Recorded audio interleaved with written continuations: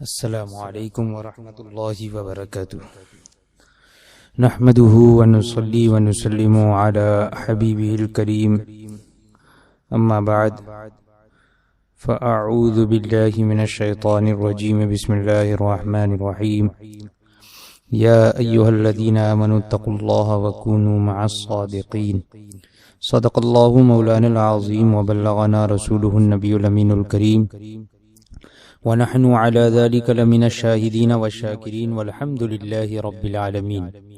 آئیے سب سے پہلے آقا نامدار مدنی تاجدار روحی فدا جناب احمد مجتبی محمد مصطفیٰ صلی اللہ تعالی علیہ وسلم کی بارگاہ بے کس پناہ میں ہدیہ درود نچھاور کریں۔ اللہم صلی علی سیدنا و مولانا محمد معدن الجود والکرم وآلہ الکرام وابنہ الکریم وبارک وسلم صلاة و سلاما علیک یا سیدی یا رسول اللہ صلی اللہ تعالی علیہ وسلم۔ درس جال حق میں ایک بار پھر میں آپ حضرات کے سامنے حاضر ہوں، اور جس کا پہلا عنوان جاری ہے یعنی تقلید، اور تقلید سے متعلق قرآن پاک کی آیات کریمہ، احادیث کریمہ اور تقلید شخصی کے ثبوت میں بھی قرآن پاک کی آیات اور احادیث اور تفسیر اور فقہائے کرام صحابہ کرام کے اقوال ذکر کر دیے گئے۔ یہ پانچواں باب آج جو شروع ہو رہا ہے وہ ہے تقلید پر اعتراضات اور جوابات کے بیان میں، یعنی تقلید پر جو غیر مقلدین اعتراضات کرتے ہیں تو ان اعتراضات کو ذکر کیا جائے گا، اور اس کا کیا جواب ہونا چاہیے اس کو بھی ذکر کیا ہے۔ فرماتے ہیں کہ مسئلہ تقلید پر مخالفین کے اعتراضات دو طرح کے ہیں۔ جو مخالفین ہیں ان کے اعتراضات یہ دو طرح کے ہیں، ایک تو واہیات، طعنے اور تمسخر، تو ان کے جوابات ضروری نہیں، یعنی ایک تو ایسے ہی ہنسی مذاق اور تمسخر کے طور پر اور طعن و تشنیع کے طور پر ان کے اعتراضات ہوتے ہیں، بے جا اعتراضات ہوتے ہیں، تو ان کے جوابات کی ضرورت نہیں ہے۔ دوسرے وہ کہ جن سے مقلدین کو غیر مقلد دھوکہ دیتے ہیں۔ ہم مقلد ہیں، ہمارے سیدھے سادے بھولے والے سنی مسلمانوں کو غیر مقلدین جو دھوکہ دیتے ہیں، ایسے اعتراضات، اور عام جو مقلدین ہیں وہ دھوکہ کھا لیتے ہیں، وہ حسب ذیل ہیں، وہ اعتراضات یہ ہیں۔ پہلا سوال جو غیر مقلدین کی طرف سے جو کیا جاتا ہے، اس میں پہلا سوال ذکر فرماتے ہوئے فرماتے ہیں کہ اگر تقلید ضروری تھی تو صحابہ کرام کسی کے مقلد کیوں نہیں ہوئے؟ غیر مقلدین اس طرح بہکاتے ہیں کہ اگر تقلید اتنی ہی ضروری تھی، واجب تھی، تو پھر صحابہ کرام کسی کے مقلد کیوں نہیں ہوئے؟ انہوں نے کسی کی تقلید کیوں نہیں کی؟ تو جواباً ارشاد فرماتے ہیں کہ صحابہ کرام کو کسی کی تقلید کی ضرورت نہ تھی۔ صحابہ کرام کو کسی کی تقلید کی ضرورت نہیں تھی، وہ تو حضور اکرم صلی اللہ تعالی علیہ وسلم کی صحبت کی برکت سے تمام مسلمانوں کے امام اور پیشوا ہیں کہ ائمہ دین جو ہمارے چار امام ہیں، امام ابو حنیفہ، شافعی وغیرہ رضی اللہ تعالی عنہم اجمعین، تو یہ ان کی ہی پیروی کرتے ہیں۔ مشکات باب و فضائل الصحابہ صفحہ نمبر 554 میں ہے کہ حضور اقدس صلی اللہ تعالی علیہ وسلم ارشاد فرماتے ہیں، اصحابی کالنجوم بأیہم اقتدیتم اہتدیتم، میرے صحابہ ستاروں کی طرح ہیں، تم جن کی بھی پیروی کرو گے ہدایت پالو گے۔ علیکم بسنتی و سنت الخلفاء الراشدین، اور یہ بھی ارشاد فرمایا کہ تم لازم پکڑو میری اور میرے خلفائے راشدین کی سنت کو۔ تو حضور اقدس صلی اللہ تعالی علیہ وسلم تو اپنے صحابہ کی اقتداء کا حکم فرما رہے ہیں، یہی تو تقلید ہے یہ جو چار ائمہ ہیں ہمارے، امام اعظم ابو حنیفہ، امام شافعی، امام احمد ابن حنبل، امام مالک رضی اللہ تعالیٰ عنہ اجمعین، تو یہ چاروں ائمہ دین جو ہیں یہ بھی تو انہی صحابہ کی پیروی کر رہے ہیں، انہی صحابہ کی پیروی کرتے ہیں۔ یہ سوال تو ایسا ہے کہ جیسے کوئی کہے کہ ہم کسی کے امتی نہیں، کوئی یہ کہے کہ ہم کسی کے امتی نہیں، کیوں؟ اس لیے کہ ہمارے نبی صلی اللہ تعالی علیہ وسلم بھی کسی کے امتی نہیں، تو ہم بھی کسی کے امتی نہیں، یعنی حضور کسی کے امتی نہیں تو ہم بھی کسی کے امتی نہیں۔ تو امتی نہ ہونا یہ سنت رسول ہے، حضور کی سنت ہے، تو حضور کی سنت پہ عمل کرتے ہوئے ہم کہیں گے کہ ہم بھی کسی کی امت نہیں ہے، تو اس سے یہی کہا جائے گا کہ حضور صلی اللہ تعالی علیہ وسلم خود نبی ہیں اور سب آپ کی امت ہیں، وہ کس کے امتی ہوتے؟ ہم کو امتی ہونا ضروری ہے۔ ایسے ہی صحابہ کرام تمام مسلمانوں کے امام ہیں، ان کا کون مسلمان امام ہوتا؟ وہ خود تمام مسلمانوں کے امام ہیں، تو ان کا کون مسلمان امام ہوتا؟ اور پھر آگے مثال بھی دے رہے ہیں، فرماتے ہیں کہ نہر سے پانی اس کھیت کو دیا جائے گا جو دریا سے دور ہو، مکبرین کی آواز پر وہی نماز پڑھے گا جو امام سے دور ہو۔ لبے دریا کے کھیتوں کو نہر کی ضرورت نہیں ہے، دریا کے کنارے دریا سے لگا ہوا جو کھیت ہے تو اب اس کے لیے اس میں پانی پہنچانے کے لیے نہر کی ضرورت نہیں ہے، صف اول کے مقتدیوں کو مکبرین کی ضرورت نہیں ہے۔ تو صحابہ کرام صف اول کے مقتدی ہیں، وہ بلا واسطہ سینہ پاک مصطفیٰ صلی اللہ تعالی علیہ وسلم سے فیض لینے والے ہیں، اور ہم چونکہ اس بحر سے، اس سمندر سے دور ہیں، لہذا نہر کی ضرورت ہے ہمیں، لہذا نہر کے ہم حاجت مند ہیں۔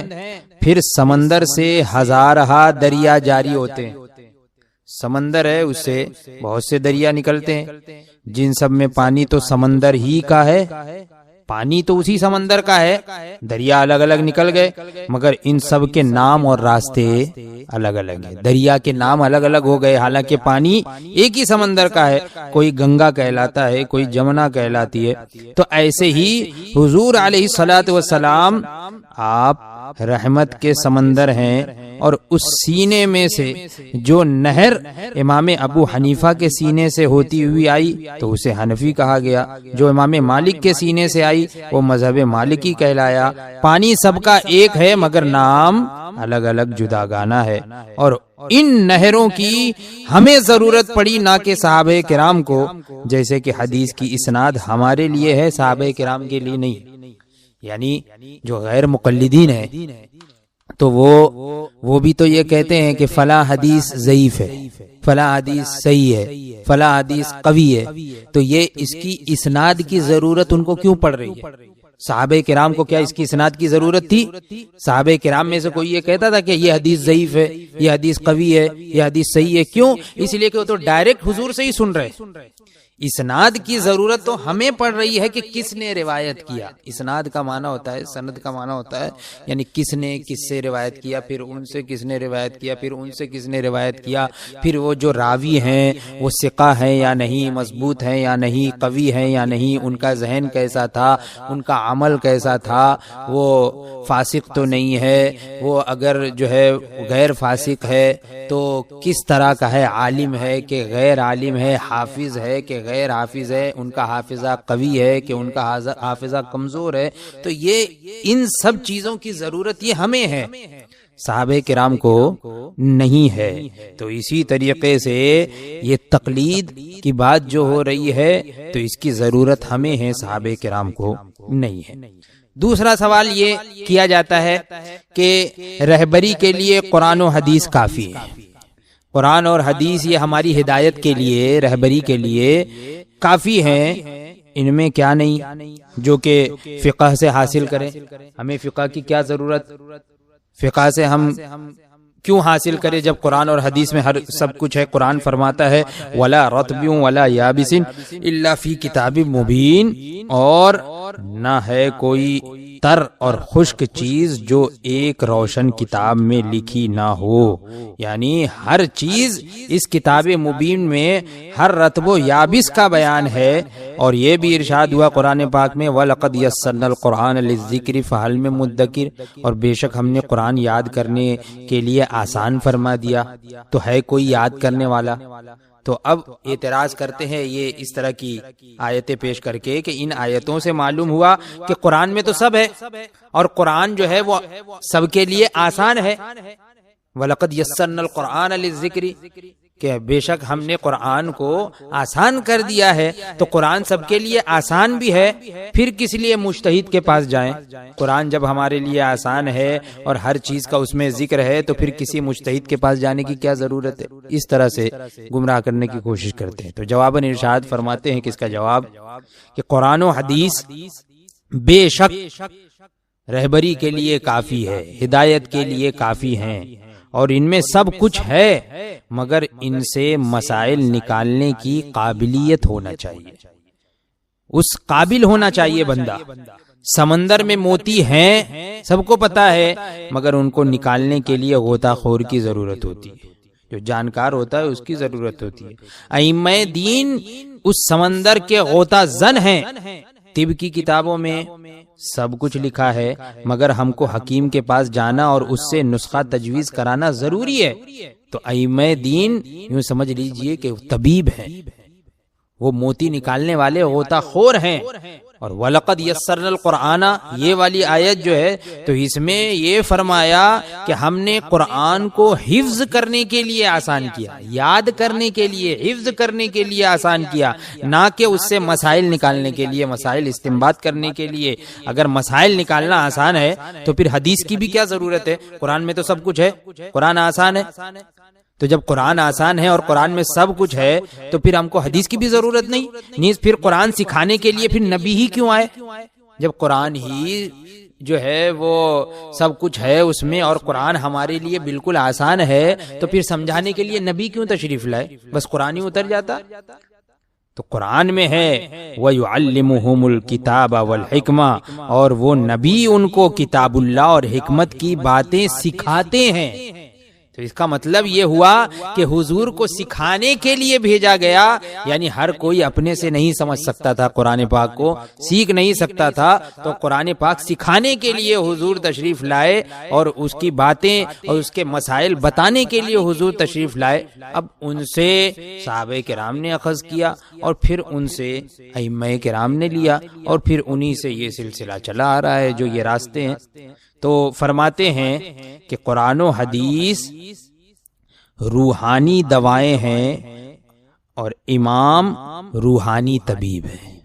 قرآن اور حدیث یہ دوائیں ہیں، اور طبیب کون ہے؟ ہمارے امام ہیں۔ جو ائمہ کرام ہیں وہ ڈاکٹر ہیں، کون سی دوا کہاں لگنی چاہیے وہ انہیں پتا ہے، ہر کوئی نہیں نکال سکتا۔ تیسری طرح کا سوال یہ کیا جاتا ہے کہ قرآن کریم نے تقلید کرنے والوں کی برائیاں فرمائی ہیں۔ یہ کہا جاتا ہے، اعتراض کیا جاتا ہے کہ قرآن کریم نے تقلید کرنے والوں کی برائی فرمائی ہے، کہ فرماتا ہے کہ اتخذوا احبارهم ورهبانهم اربابا من دون اللہ، کہ انہوں نے اپنے پادریوں اور جوگیوں کو اللہ کے سوا خدا بنا لیا، اللہ کے علاوہ اپنے پادریوں اور جوگیوں کو خدا بنا لیا۔ قرآن پاک میں یہ بھی ہے، اور یہ بھی ہے کہ فَإِن تَنَازَعْتُمْ فِي شَيْءٍ فَرُدُّوهُ إِلَى اللَّهِ وَالرَّسُولِ، پھر اگر تم میں کسی بات کا جھگڑا اٹھے تو اس کو اللہ اور رسول کی طرف رجوع کرو۔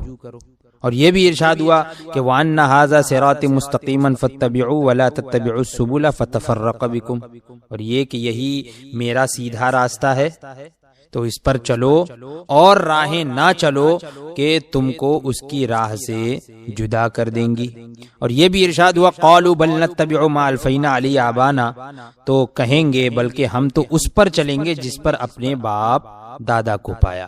تو ان آیات اور ان جیسی دوسری آیات سے یہ معلوم ہوتا ہے کہ اللہ و رسول کے حکم کے سامنے اماموں کی بات ماننا یہ کفار کا طریقہ ہے، اور سیدھا راستہ ایک ہی ہے۔ اب یہ چار راستہ حنفی، شافعی، مالکی، حنبلی وغیرہ یہ سب ٹیڑھے راستے ہیں وغیرہ وغیرہ معاذ اللہ۔ تو اس طریقے کا اعتراض کرتے ہیں قرآن پاک کی آیت کہ ایک ہی راستہ ہے نا، جیسے کہ وَأَنَّ هَذَا صِرَاطِ مُسْتَقِيمًا فَاتَّبِعُوهُ وَلَا تَتَّبِعُوا السُّبُلَ، اور دوسرے راستوں کی پیروی مت کرو۔ تو کہتے ہیں یہ چار راستے، تو ان پر کیوں چلتے ہو؟ یہی ایک راستہ ہے جو قرآن اور حدیث والا۔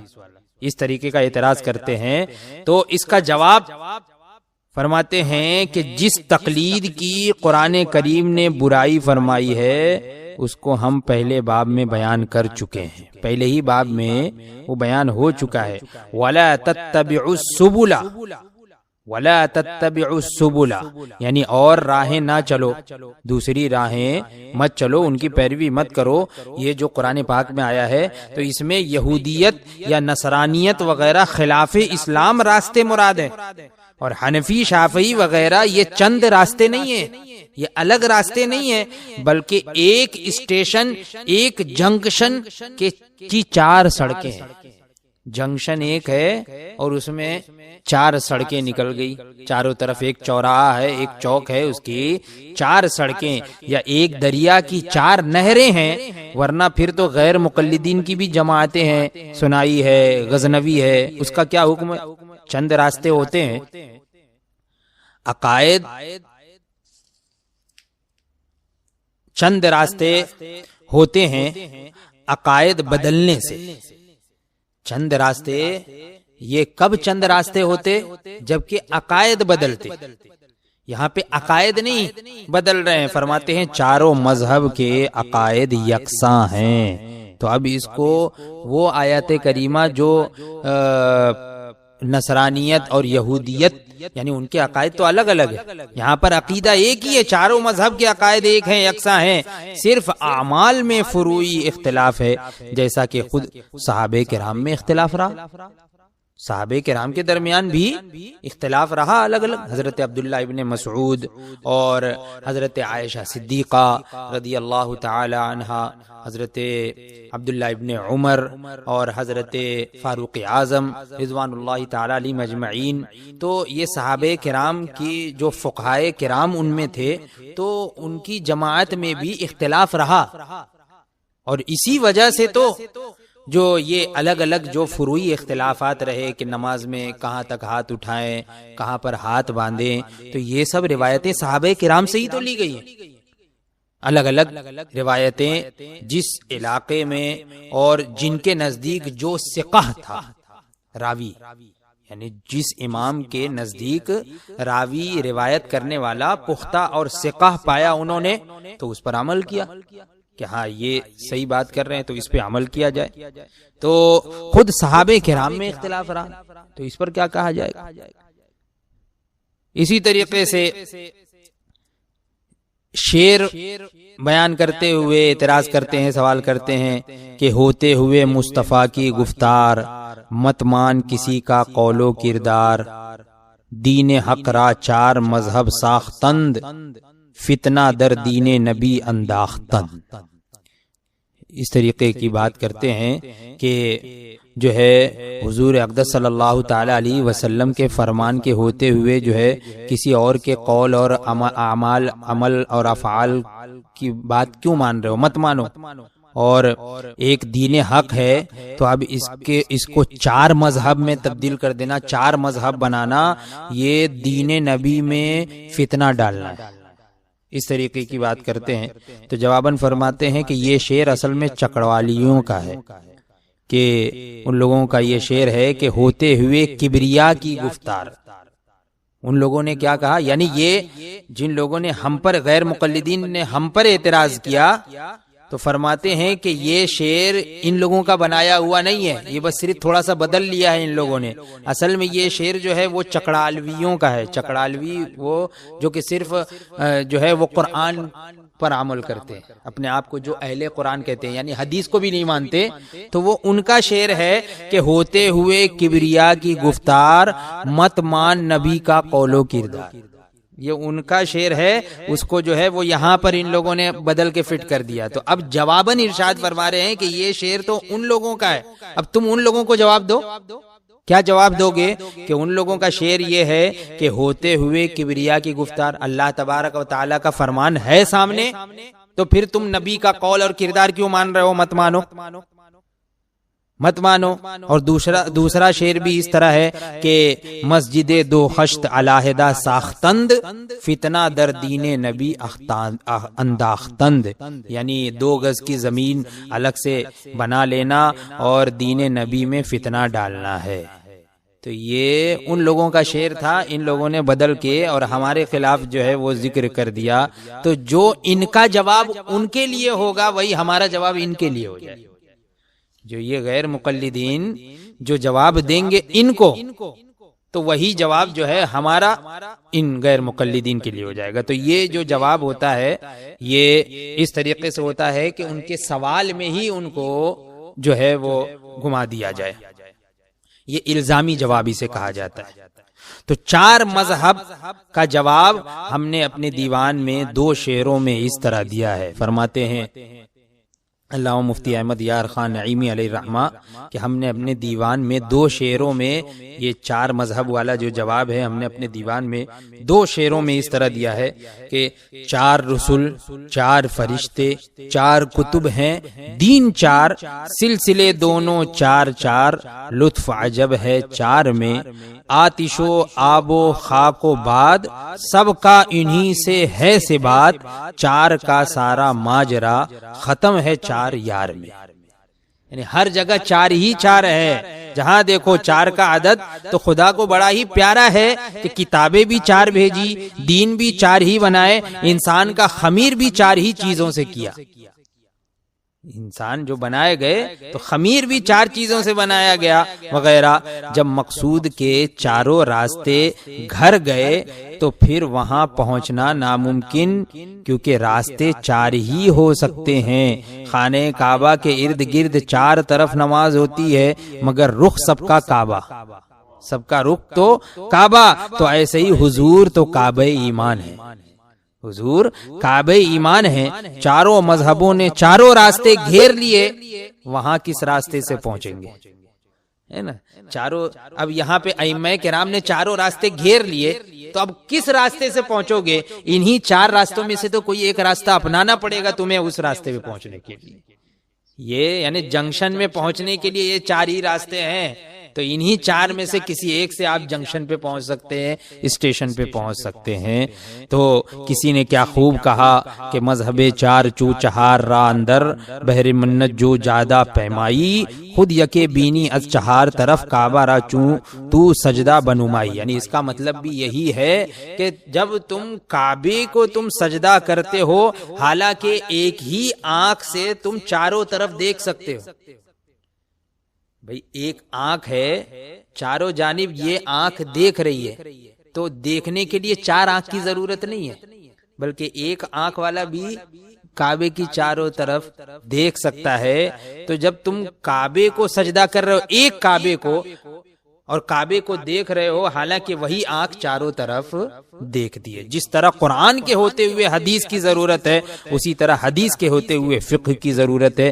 فقہ قرآن و حدیث کی تفسیر ہے، اور جو حکم کے ہم کو نہ حدیث میں ملے نہ قرآن میں، اس کو فقہ ہی بیان فرماتا ہے. یعنی جو ہم کو نہ مل سکے حدیث میں اور قرآن میں، تو فقہ ہی اس کو بیان فرماتا ہے، واضح فرماتا ہے. اور یہ چند باتیں، یہ سوالات میں نے ذکر کیے. انشاءاللہ آئندہ اور بھی جو ہے دوسرے اور بھی مزید جو ان کے سوالات اور اعتراضات ہیں ان کے جواب آئندہ سیشن میں ذکر کیے جائیں گے. اللہ تبارک و تعالی ہم تمام لوگوں کے عقیدے اور ایمان کی حفاظت فرمائے. وآخر دعوانا الحمدللہ رب العالمین.